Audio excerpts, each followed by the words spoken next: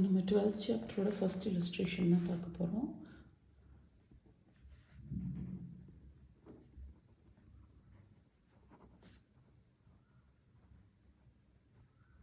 So இதில் என்ன கொடுத்துருக்காங்கன்னா they given a balance sheet. So இந்த பேலன்ஸ் ஷீட் பேஸ் பண்ணி பைபேக் பண்ண போகிறாங்கன்னு சொல்லியிருக்காங்க, எவ்வளோ amount, and based on that we have to pass a journal entry. So first இவங்க என்ன பண்ணியிருக்காங்க அப்படின்னா the company had passed a resolution to buyback of 20% of its equity share capital. So நம்ம ஃபஸ்ட்டு அது எல்லாமே க்ரைட்டீரியாக்குள்ளே வந்துடுதா அப்படின்றத வெரிஃபை பண்ணிக்கணும். யூஸ்வலாக அந்த பைபேக் சம் கொடுக்கும்போது க்ரைட்டீரியாவில் இருக்க மாதிரி சம்ஸ் தான் கொடுப்பாங்க. ஸோ ஃபர்ஸ்ட் என்ட்ரி வந்து bank account டெப்டார்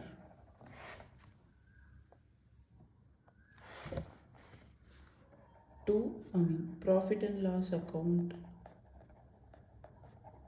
debtor to investment.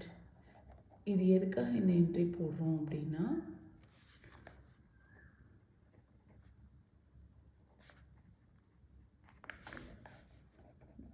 கொஷனில் கொடுத்துருப்பாங்க, the investment has been sold for the purpose of buying back of amount.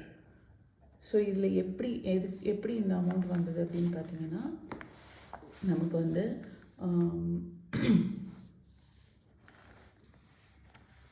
for this purpose it sold its investment of 30 lakhs for 25 lakhs. So 30 lakhs இருக்க ஒரு இன்வெஸ்ட்மெண்ட்டை வெறும் 25 lakhsக்கு sale பண்ணியிருக்காங்க. இங்கே since நான் லேக்ஸில் கொடுத்துருக்கிறதுனால 2500 போடுறேன். So 30 lakhs இருந்த ஒரு அமௌண்ட்டை 25 lakhsக்கு சேல் பண்ணியிருக்காங்க. So there is a loss of 500 rupees. That's why we have given in the debit side.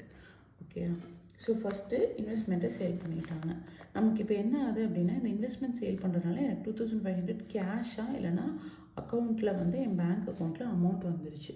Okay. So அந்த ஒரு ஃபஸ்ட்டு விஷயத்துக்காக தான் நான் இந்த என்ட்ரி போடுறேன்.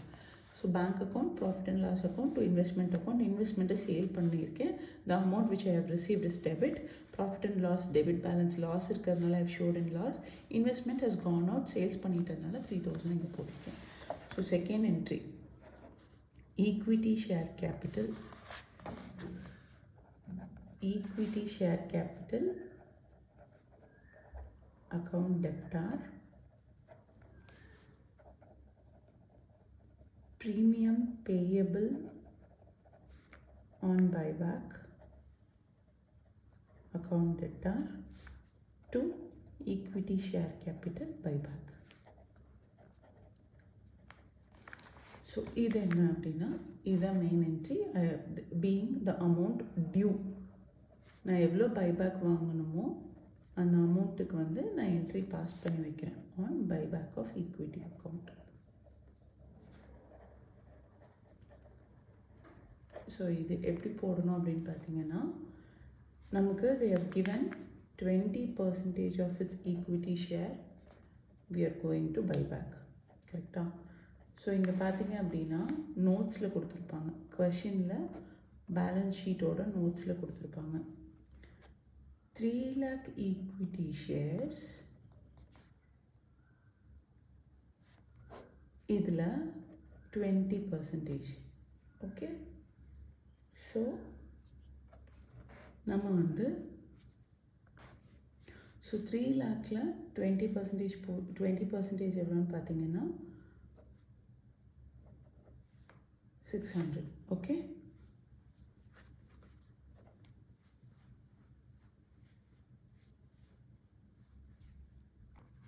ஸோ 3 2 6 ரிமைனிங் இருக்கிறது 60,000 ஷேர்ஸ் வந்து we are going to buy back.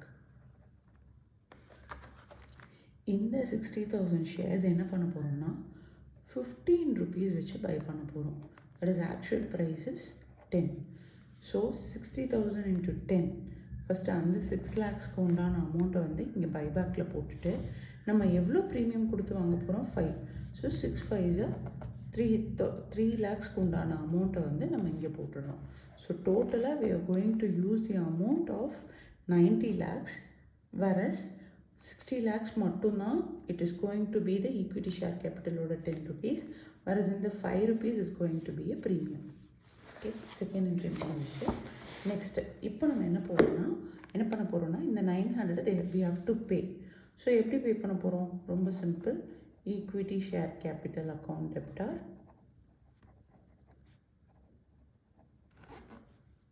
To bank.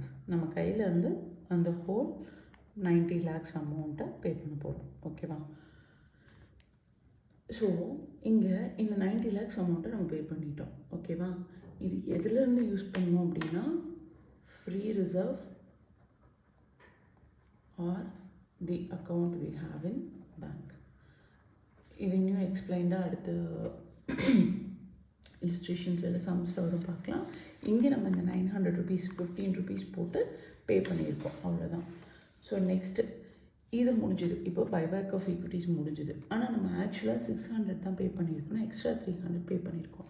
இது என்னென்னா premium. We have to show this in a balance sheet separately. அதுக்காக ஒரு என்ட்ரி போட போகிறோம். என்னென்னா செக்யூரிட்டிஸ் ப்ரீமியம். நம்ம பார்த்துருப்போம் ரிசர்வ்ஸ் அண்ட் சர்ப்ளஸில் வந்து செக்யூரிட்டிஸ் ப்ரீமியம்னு ஒரு என்ட்ரி இருந்துகிட்டே இருக்கும். ஸோ அதுதான் இங்கே இருக்குது. நம்ம வந்து இந்த ப்ரீமியம் பேயபிள் அப்படின்னு சொல்லிட்டு நம்ம டியூ போட்டு வச்சுருந்தோம் இல்லையா? ஸோ இந்த என்ட்ரியை வந்து செக்யூரிட்டிஸ் ப்ரீமியமுக்கு மூவ் பண்ண போகிறோம். இந்த அமௌண்ட்டை அந்த எக்ஸ்ட்ரா பே பண்ண 5 rupees. So being premium payable on buyback charged from securities premium. Journal எழுதும்போது எப்பவுமே நரேஷன் எழுதிக்கோங்க, டோன்ட் மிஸ் தட். ஸோ அடுத்து இப்போது நான் சொன்னேன் when the company buybacks its own share it has to cancel the shares. அதுக்காக நம்ம என்ன என்ட்ரி கொடுக்க போகிறோம்னா ரெவென்யூ ரிசர்வ். நான் சொன்னேன் இல்லையா, நம்ம எதுலேருந்து அமௌண்ட் எடுப்போம் அப்படின்னா free reserve or revenue reserve. இது வந்து பேலன்ஸ் ஷீட்டில் எப்படி எஃபெக்ட் ஆகும்னு மற்ற இல்லுஸ்ட்ரேஷன்ஸில் எதாவது காட்டுறேன். So to capital redemption reserve account இந்த 600 rupees. இந்த கேபிட்டல் ரிடம்ஷன் ரிசர்வ் நம்ம இனி க்ரியேட் பண்ணணும். Next time balance sheet buyback பண்ணிவிட்டு நம்ம ப்ரிப்பேர் பண்ணும்போது we should reduce this revenue reserves of 600. We should do this 300 in the security reserves and capital redemption reserve 600 include பண்ணி காட்டணும். Equity share capital குறைஞ்சிருக்கும். இந்த 600 தான் குறைஞ்சிருக்கும், 900 குறையாது. பிகாஸ் இந்த 300 வந்துட்டு is premium. So narration being creation of capital redemption reserve. இதான் illustration 1. It's over. வேறு ஏதாவது சம்ஸ் வேணும்னாலும் கமெண்ட் பண்ணுங்கள். தேங்க்யூ.